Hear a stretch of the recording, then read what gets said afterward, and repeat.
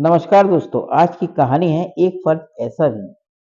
शहर की सबसे मशहूर आई सर्जन डॉक्टर कविता वर्मा अपने हॉस्पिटल में दाखिल होती है कि तभी रिसेप्शन पर खड़े डॉक्टर हर्ष और तानिया दौड़कर उनके पास आए। मैम, कोई शख्स अपने पिता को 5 दिन पहले यहाँ एडमिट करवा के गया था। तब से अभी तक उसने पलट कर कोई खबर नहीं ली। डॉक्टर कविता ने आगे बढ़ते हुए आश्चर्य करते हुए कहा, कैसे कैसे लोग रहते हैं शहर में। बताओ भला, अपने पापा की कोई चिंता ही नहीं। उसने अपना कोई नंबर या एड्रेस तो नोट कराया होगा एडमिट करते समय। हर्ष ने कुछ फाइलें पलटते हुए बताया, मैम उसने जो नाम नंबर और एड्रेस नोट कराया था वो सब गलत है। हमने फोन करके कांटेक्ट करने की काफी कोशिश की पर कुछ पता नहीं चल सका। अब प्रॉब्लम ये है, ना तो हम उन्हें यहाँ ज्यादा दिन रख सकते हैं और ना ही कहीं शिफ्ट कर सकते हैं। डॉक्टर कविता ने हर्ष की ओर देखकर पूछा, अरे भाई, तो पेशेंट से कंफर्म कर लो। आंखों में ही तो प्रॉब्लम होगी। पता या किसी और के बारे में कुछ बता तो सकता है। अब तानिया ने आगे आकर बताया, मैम वे काफी बुजुर्ग हैं, कुछ भी बताने में असमर्थ हैं। बस बीच बीच में कुछ बड़बड़ाते रहते हैं। बोलते हैं तुम सब नकली डॉक्टर हो, मेरी गुड़िया बनेगी असली डॉक्टर। तानिया की बात सुनकर डॉक्टर कविता को अपने बचपन की घटनाएं याद आने लगी। वे बाकी सारे पेशेंट को छोड़कर दौड़ती हुई सीधे उसी बेड पर जा पहुंची जहां वो बुजुर्ग शख्स लेटे हुए थे। कमजोर जर्जर शरीर, माथे पर शिकन, चेहरे पर झुर्रियां, आंखें गड्ढे में, शरीर लगभग पहले से आधा। अरे ये तो मेरे काका हैं।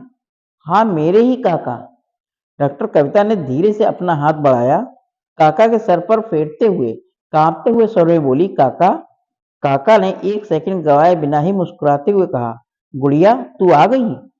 देखा, मैंने कहा था ना, एक दिन तू बड़ी डॉक्टर बनेगी और दुनिया भर के अंधे लोगों की आंखें बनेगी।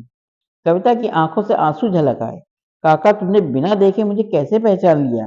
काका मुस्कुराए और बोले, पहचाना तो उसे जाता है जिसे भुला दिया गया हो।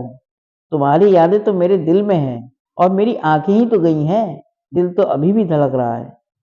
इतनी सी थी तुम जब मैंने तुम्हें पहली बार उठा के दिल से लगाया था।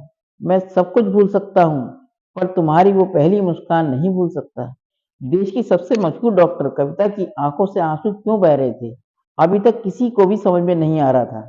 डॉक्टर हर्ष और तानिया दोनों एक दूसरे को देखे जा रहे थे। तभी उन्होंने देखा, कविता मैम उस बुजुर्ग काका के गले से लगी हुई पफक कर रो रही हैं। काका, तुम बिल्कुल चिंता मत करो, मैं वापस आ गई हूँ।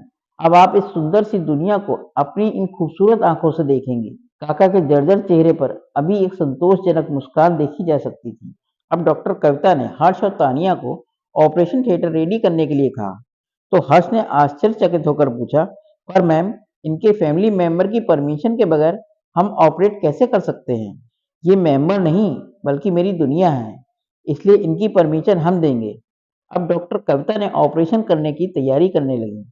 अगले दिन आंखों का सफल ऑपरेशन करने के बाद जब डॉक्टर कविता थिएटर से बाहर आई तो तानिया ने पूछा, मैम हमने पहले भी आपको बहुत से ऑपरेशन करते हुए देखा है, पर आज जो आपके चेहरे पे मुस्कान है वो कभी नहीं देखी। इसके पीछे का क्या राज है। कविता ने तानिया की ओर देखा और आंखों में आंसू लाते हुए कहा, मैं 4 साल की थी जब मुझे अनाथालय से लाया गया था। मैं बेहद ही दुबली पतली और आंखों से कमजोर थी। तब काका ही वो शख्स थे जिन्होंने मेरी उंगली थामकर मेरी परवरिश के साथ साथ मुझे और मेरे जीवन को आंखें दी, मेरी पढ़ाई में मदद की। मैं पढ़ने में काफ़ी अच्छी थी। मुझे सरकारी स्कूल में दाखिला मिल गया था। आगे की पढ़ाई के लिए कॉलेज और उसके बाद मेडिकल कॉलेज में पढ़ाई करने के दौरान एक शहर से दूसरे शहर जाती रही, जिसकी वजह से मेरी धीरे-धीरे काका से दूरी बनती चली गई। मैं एक बार छुट्टियों में काका से मिलने आई तो पता चला काका का बेटा उन्हें लेकर हमेशा के लिए गाँव चला गया और मेरे पास गाँव का कोई एड्रेस नहीं था। मुझे ऐसे लगा काका मेरी ज़िंदगी से दूर चले गए हैं। अब मैं कभी काका के एहसानों का बदला नहीं चुका पाऊँगी। काका के गले लगकर कभी अपनी खुशियाँ नहीं बाँट पाऊँगी। किस्मत का खेल देखो तानिया, आज फिर से काका मेरी ज़िंदगी में वापस आ गए हैं। अब मैं इन्हें कभी भी अपने से दूर नहीं जाने दूँगी। मेरे मम्मी-पापा कौन हैं, इस वक़्त कहाँ हैं और किस हालात में हैं, मैं नहीं जानती, पर काका इस वक़्त मेरे लिए सब कुछ हैं। डॉक्टर कविता की आप बीती सुन के तानिया की आंखों में आंसू आ गए थे। धन्य हो मैम आप, इतनी बड़ी डॉक्टर बनने के बाद भी आप अपने फर्ज नहीं भूली। वास्तव में अभी भी इंसानियत इस दुनिया में जिंदा है। दोस्तों, ये कहानी आपको कैसी लगी? अगर कहानी अच्छी लगी हो तो मेरे चैनल को लाइक करें, सब्सक्राइब करें और शेयर करें। धन्यवाद दोस्तों।